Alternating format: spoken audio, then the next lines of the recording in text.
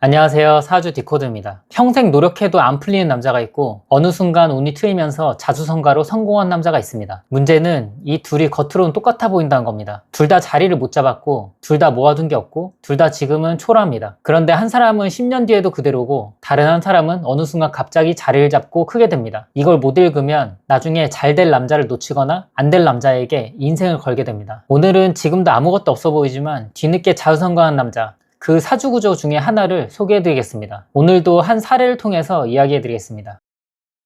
한 여성분 이야기입니다. 지금은 40대 초반이고 결혼해서 여유로운 삶을 살고 있습니다. 그런데 이분 남편을 처음 만났을 때 남편은 정말 아무것도 없는 사람이었습니다. 이분이 그 사람을 만난 건 그가 한창 바닥일 때였습니다. 연애를 시작하고 나서야 그의 지난 이야기를 하나씩 알게 됐습니다. 그 사람은 20대 중반에 대학원에 들어갔다 했습니다. 공부로 자리를 잡아보려고 했는데 끝까지 가지 못하고 중퇴했습니다. 학위도 자격도 남지 않았습니다. 그 다음에는 작은 가게를 오픈했습니다. 2년 못 버티고 접었고 권리금도 제대로 못 받고 나왔습니다. 그 다음에는 보험 영업을 했습니다. 사람이 좋으니까 처음에 몇 계약도 좀 나왔는데 지인 계약이 끊기자 그것도 접었습니다. 그러다 조급해진 그는 한 번에 뒤집을 걸 찾기 시작했습니다. 그게 바로 코인이었습니다.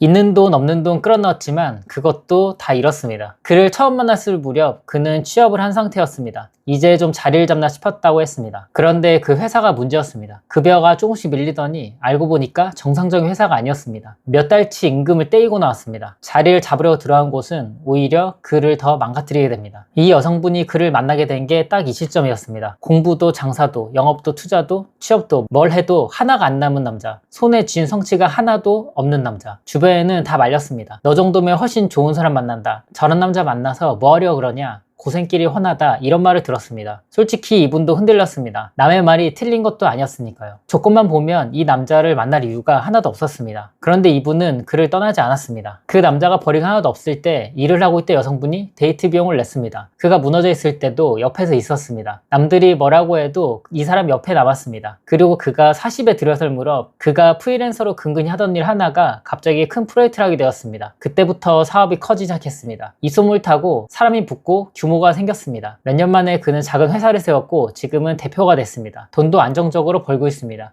그리고 두 사람은 결혼해서 지금은 꽤 여유로운 삶을 살고 있습니다. 그렇게 말리던 주변 사람들은 이제 이렇게 말합니다. 너는 사람 보는 눈이 있었네 라고요. 그런데 정말 눈이 좋았던 걸까요? 아니면 운이 좋았던 걸까요? 이분은 남들이 못 본 걸 봤습니다. 같은 남자를 두고 이분은 다른 걸 봤습니다. 그게 뭐였는지, 그리고 이 남자가 왜 하필 40대에 풀렸는지, 여기에 명리학적 구조가 있었습니다.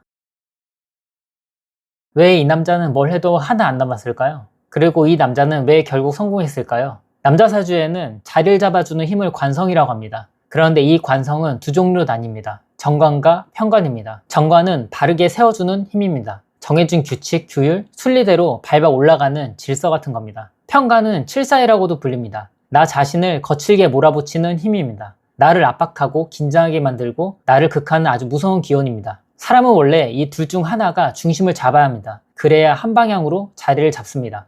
그런데 정관과 편관이 정리되지 않고 함께 떠서 섞여 있는 경우가 있습니다.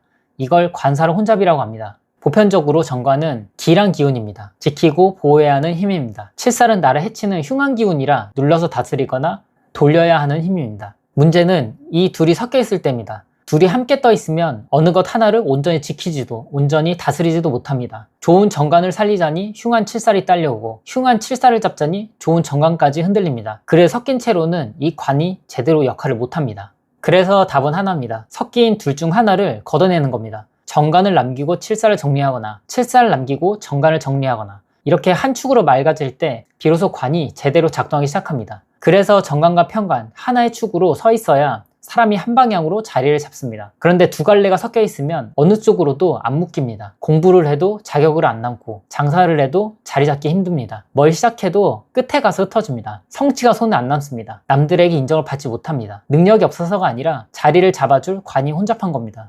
여기에 그 시기의 운까지 그 혼잡을 부추기면 상황은 더 나빠집니다. 나를 누르는 힘이 운의 지원까지 받아서 더 세지는 겁니다. 그가 20대에 겪은 게 이겁니다. 뭘 해도 그 무게에 눌렸습니다. 그리고 그 정점이 취업이었습니다. 자리를 잡으러 들어간 회사가 오히려 그를 쳤습니다. 나를 세워줘야 할 관이 가장 흉한 형태로 나를 무너뜨리게 됩니다. 자리를 잡지 못했던 사람이 그 자리를 잡으려던 그 시도에서 가장 크게 당한 겁니다. 여기까지가 그의 바닥이었습니다. 그런데 30대에 들어오면서 대운의 흐름이 바뀝니다.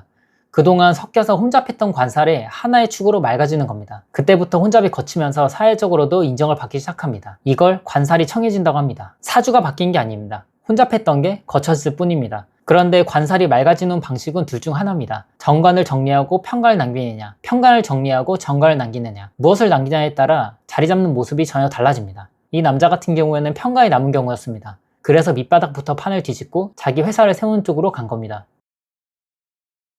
같은 관살혼잡이라고 하더라도 타고난 격에 따라서 풀리는 모습은 다르게 나타납니다. 대표적으로 세 가지만 보겠습니다. 첫 번째로 정관격에 혼잡이 낀 경우입니다. 원래 바른 자리와 안정된 위치를 지향하는 사람입니다. 그리고 명예와 관직을 따르는 사람입니다. 그런데 여기에 편관이 섞이게 되면 반듯해야 될 자리에 자꾸 잡음이 낍니다. 좋은 조직에 들어가도 그 안에서 압박과 마찰이 많이 생깁니다. 이런 경우는 그 잡음이 정리되면 안정적으로 자리를 잡는 형태가 많습니다. 두 번째로는 칠살격, 편관격에 혼잡이 낀 경우입니다. 원래는 강한 힘으로 위기를 돌파해야 되는 사람입니다. 공을 세워야 되는 사람입니다. 그런데 여기에 정관이 섞이면 강하게 밀지도 못하고 바르게 가지도 못하고 어정쩡해집니다. 힘은 있는데 방향을 못 잡습니다. 이런 경우에는 그 혼잡이 거치면 밑바닥부터 판을 뒤집고 크게 성공한 쪽으로 가는 경우가 많습니다. 세 번째로는 제격의 혼잡이 온 경우입니다. 돈과 현실의 감각이 뛰어난 사람입니다. 그런데 제가 관살, 양쪽을 모두 키우면서 돈을 벌수록 오히려 책임과 압박이 더 커집니다. 이런 경우에는 칠사를 정리하고 정관을 띄우게 되면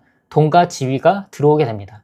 물론 이것도 어디까지나 경향이고 원국과 대운과 용신, 세세하게 따져봐야 정확한 분석이 가능합니다. 물론 이 구조는 평생 이대로 가지 않습니다. 관살혼잡은 언젠가는 맑아지는 운을 만납니다. 물론 없는 사주도 있지만 웬만해서는 한 번씩은 다 만나게 되어 있습니다. 대운이나 세운에서 섞인 두 관 중 하나가 정리되면 혼잡하던 자리가 한쪽으로 잡히기 시작합니다. 문제는 그때가 언제 오냐입니다. 누군 30에 오고 누군 40에 오고 더 늦게 온 사람도 있습니다. 그래서 이 구조에 제일 중요한 건 하나입니다. 그 운이 올 때까지 무너지지 않고 버티는 겁니다. 관이 맑아지는 운이 와도 그 자리에 앉을 사람이 이미 부서져 있으면 아무 의미가 없습니다. 이 남자가 일어설 수 있었던 건 바닥에서도 완전히 부서지지 않았기 때문입니다. 혹시 지금 곁에 안 풀린 사람이 있다면 세 가지를 한번 보셔야 됩니다. 첫 번째로는 지금의 모습이 아니라 실패의 방향성을 보셔야 됩니다. 지금 잘 나가는지 지금 돈이 있는지는 누구나 볼 수 있습니다. 그건 안목이 아닙니다. 봐야 할 건 이 사람의 실패가 어디를 향하는가입니다.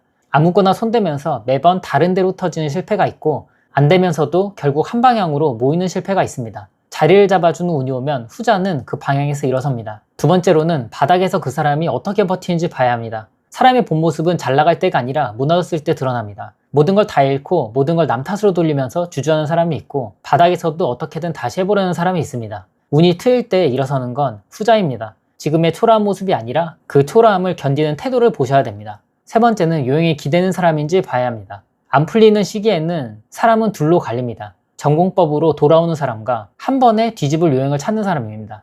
혼잡한 시기에 한탕은 바닥을 더 깊게 파게 됩니다. 안 될 때 더 무리한 배팅을 한 사람은 그 운이 와도 버릇 때문에 자리를 못 지킵니다. 어려울수록 기본으로 돌아간 사람인지 확인해 봐야 됩니다. 물론 사주가 모든 걸 결정하진 않습니다. 같은 구조라도 본인의 선택과 노력에 따라서 결과는 달라집니다. 여기서 중요한 건 겉모습 대신 구조를 읽는 눈입니다. 오늘은 관살혼잡, 지금은 아무것도 없어 보여도 뒤늦게 자리 잡는 구조를 살펴봤습니다. 같은 관살혼잡이라고 하더라도 어떻게 풀리느냐에 따라 보이는 모습은 전혀 달라집니다. 어떤 사람은 뒤늦게 정도를 밟아서 안착하고 어떤 사람은 밑바닥에서 판을 뒤집어서 장악하고 어떤 사람은 끝내 성공하지 못하게 됩니다. 그 갈래들을 앞으로 사주 디코드에서 하나씩 풀어보겠습니다. 감명 사연 신청은 고정 댓글 확인해 주시고요.